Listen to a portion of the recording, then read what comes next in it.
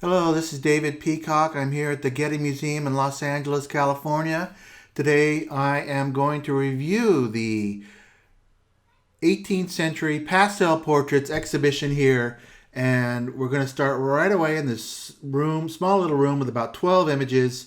First with one of the most famous pastels in the world. It's by Jean-Etienne Liotard. It's of this young woman, and I've seen it reproduced many times, so I'm very familiar with this image, but to see it in person, it's still very impressive.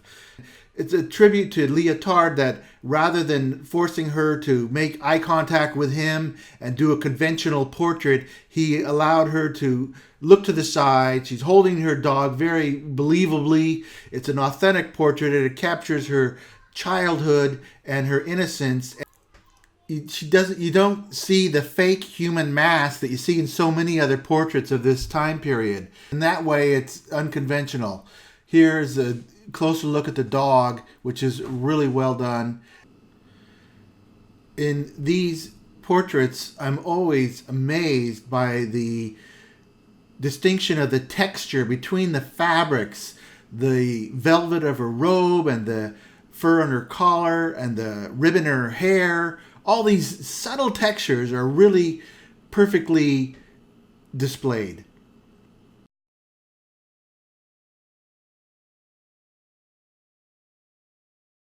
The next one up here is by the artist Anton Raphael Mengs. Now here you see his subject is looking off to the side like the little girl in the earlier one, but it's much more posed and it's much more stiff. And it's a phony look to the side. So he was a very successful artist. He actually was a teacher at the Vatican painting school. He has a stiffness to him, but he's really perfect. He's like a PhD of portraits. You know, this guy, there's no flaws in anything he does. And he's just too cerebral. He has prioritized his technique over the natural feeling of the subject. I mean, you're doing a portrait of a person. The focus is on the person, but he focuses on the technique. And I'm sure he pleased all his clients because he was very successful, but he's a businessman artist. He's doing this to please his commercial clients.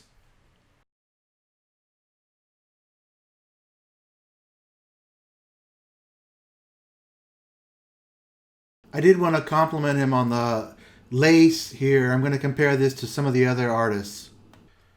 Okay, the next artist up is a portrait by John Russell, and this is extremely well done. One thing to remember with these portraits is this: people pay a lot of money for these, they cost more by the size of the portrait. If you want a full-length portrait, it costs more. If you want one hand, it costs more. Two hands cost more. I don't know exactly how they charged, but this is a commercial activity, and so people are very sensitive to how they look. So for the artist, it was a real balancing act to please the subject and also please yourself as an artist. But this one is especially good. The way the pose is, the gaze into the artist is very good. He seems very relaxed, and Russell was a very successful English portrait artist, and Russell wrote a small book. It's about 40-50 pages about how to do pastel portraits and how they're different than painting, how to prepare the chalks. So he was really an expert at the top level of his time, elite portrait artist. One of the great things about this that made me laugh was I was looking at his collar, and you can see all this white stuff on it. And then if you look at the hat, you see some white stuff on that.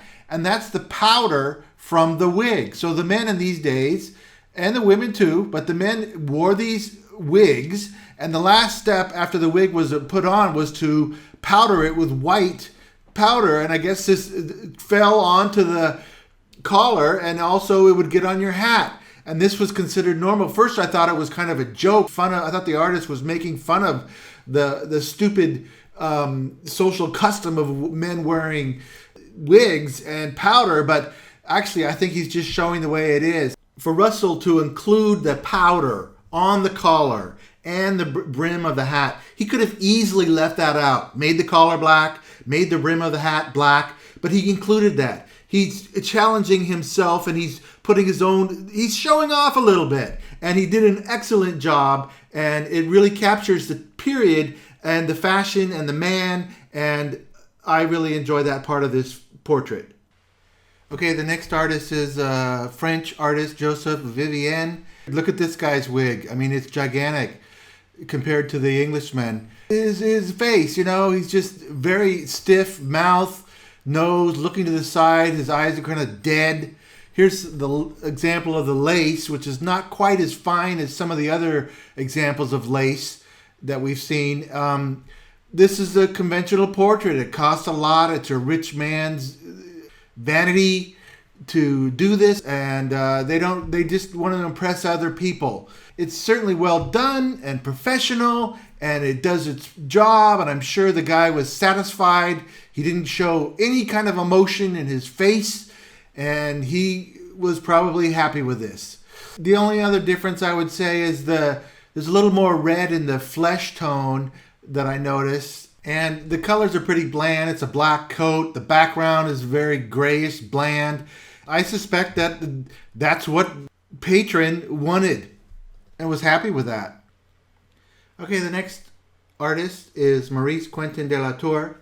He was very successful in the French court, and he portrayed many of the elite people of his time. But this man in the portrait is a very rich man. The label says that this is one of the largest pastel portraits of the 1700s, and it is very large. It's several feet high, a couple feet wide, and I'm sure that he bragged about how he paid the most for his portrait. Or I talked about how adults wear masks. This guy is wearing a mask.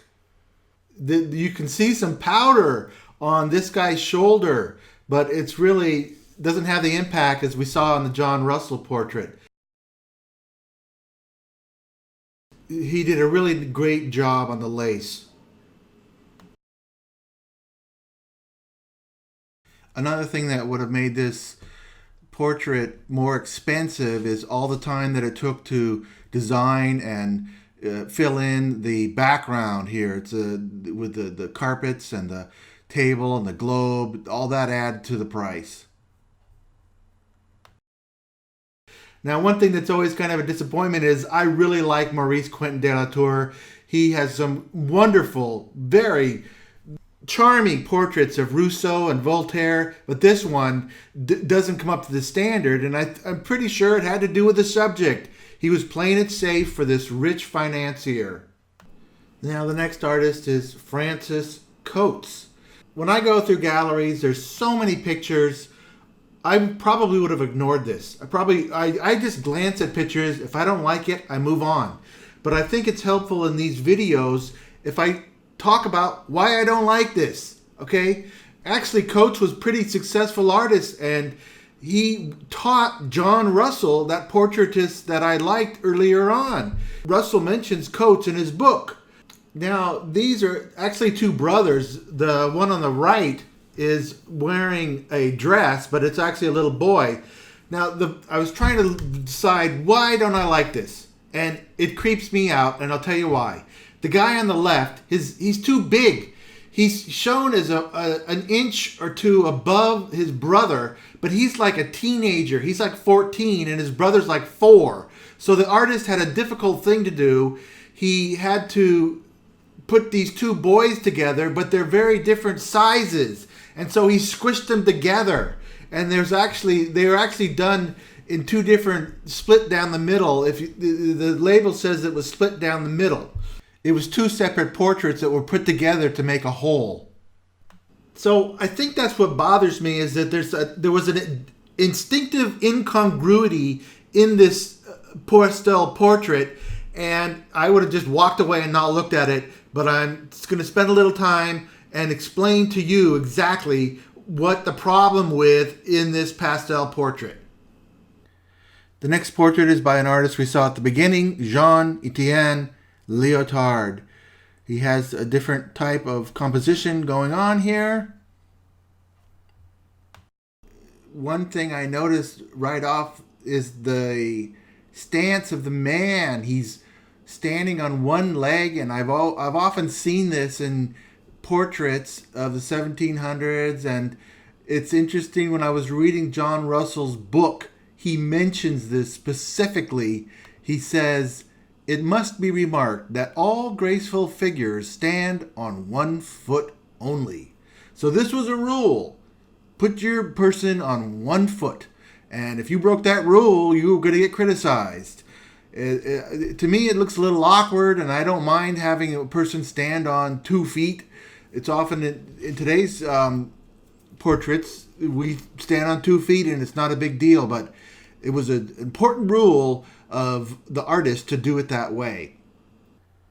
Now here's one by a female artist, Rosalba Carriera. One of the things I was thinking about when I was looking at this, how the lips have faded a little bit, and I was reading about the reds they use called carmine, and they did tend to fade. Also, the flesh tones aren't so red as some of the other ones, and some of the artists really get into the flesh tones and put greens and reds and pinks. Hers are pretty kind of flat, but it's actually very realistic looking. This is pretty conventional. She didn't do any kind of special details on the lace, or she didn't do the powder on the wig. She didn't spend any time trying to make the fabric of his jacket believable. In many of these, the background is a blue tint to it, and that's because the paper that they begin with is blue. Now we're going to end the review here by, the one on the left is by William Hoare and the right on Mary Hoare. William was a very successful portrait artist in Bath and Somerset, England. He's really conventional. He's an artist businessman. He's just, it's a job, and he does it well. He's competent. The wig or the hair on this portrait is particularly boring.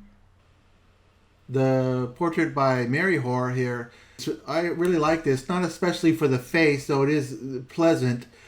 I like the way the hands are depicted, and she's working with her yarn, and I also really like the necklace here, very delicately done around her neck.